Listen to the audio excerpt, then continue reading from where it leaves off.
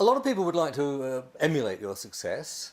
A simple question, what are your tips for the trade? Well, first of all, it's called bum glue. You have to put in the hours. You really have to put in the hours. I work 12 hours a day, as I said, 6 days a week. I'd spend four or 5 months just thinking about characters constantly. So the point is you have to put in the work. It's pick and shovel stuff. It's not brilliant muse. The muse doesn't suddenly emerge from heaven and sit on your shoulders. Boy, this is a shovel and this is a pick and this is hard ground.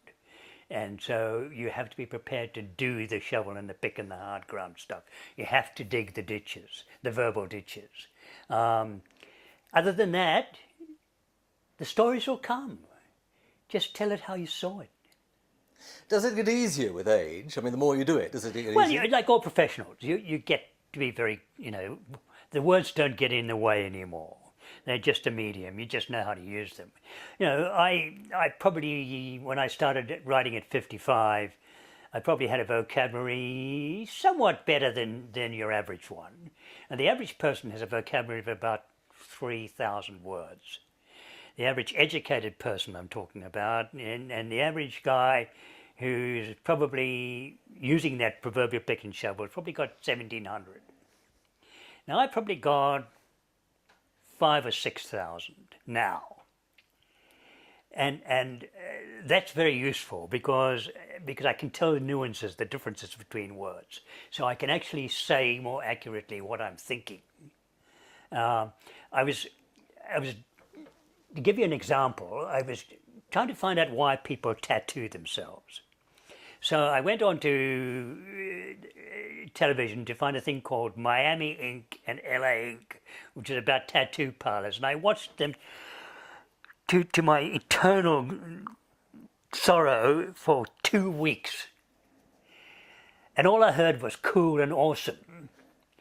And these idiot people saying cool and awesome and having the Virgin Mary tattooed on their bums. I learned nothing because the people who were doing that tattooing, by and large, and I don't mean to put them down, had a vocabulary of about 900 words.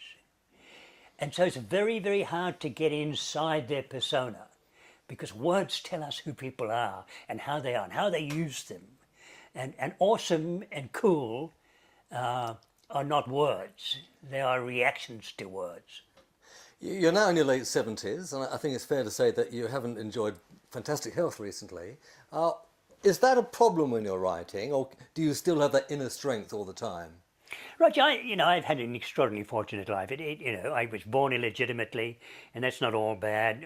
When I see what happens in some families, I spent some very early years of my life in an orphanage, and then with a single mother who was a charismatic Christian, and so I had a whole heap of experiences that made me who I am.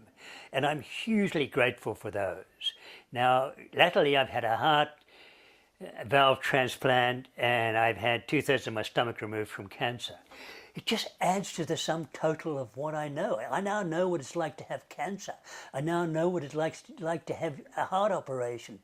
I didn't know that before.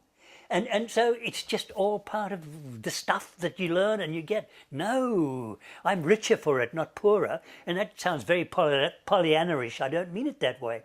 I learned a whole heap about the human condition by going through it.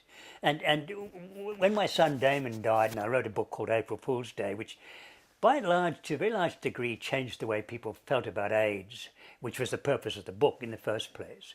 But that experience, desperately sad as it was, and desperately difficult as it was also a wonderful experience in terms of the writer's persona.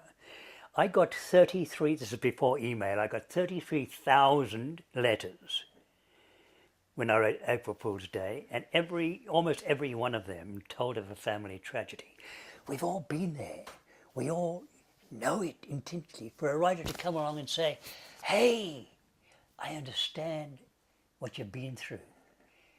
Read the story. It'll help. It'll be good for you. We're in this together. We're all here together. I have no sense, Roger, of being special.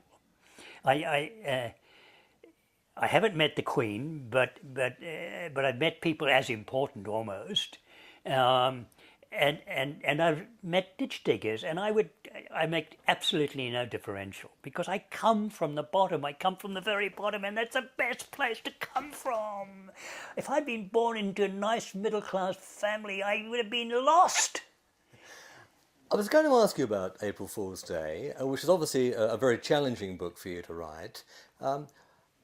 Was it difficult also to write non-fiction as opposed to fiction? April Fool's Day was the single most difficult thing I have ever done, in any respect, because I was writing as my son Roger was dying. I held him in my arms, and he said, "Dad," this was a boy of he's about 5'11". He weighed, may I use the old terms, he weighed 44 pounds. He was like a little simian creature. And I held him in my arms, and he said, "Dad, you've got to write and tell them it's only a virus. It's not a punishment from God. Write the book, tell them it's only a virus." And I said, "Damon, I can't. Our family's too private." And he said, "Please, Dad." He said, "You can even sing Summertime." Now, because I was so beaten so badly as a kid, I never laid a hand on my kids. But when they were really naughty, I'd say, "I'll sing you Summertime." And they'd say, "No, we'll do anything you like, don't sing it Summertime." And as Damon was in my arms dying, "Summertime, and the living is easy. Fish are jumping, and the cotton is high. Your daddy's rich, and your mama's good looking. So hush, little baby, don't you cry. One of these mornings you're gonna rise up singing. Then you'll spread your wings and you'll reach for the sky. But until that time, why, nothing can harm you, 'cause Daddy and Mommy are standing by." And he died in my arms. I wrote the book, but it was the hardest thing I have ever done. Would you consider non-fiction again?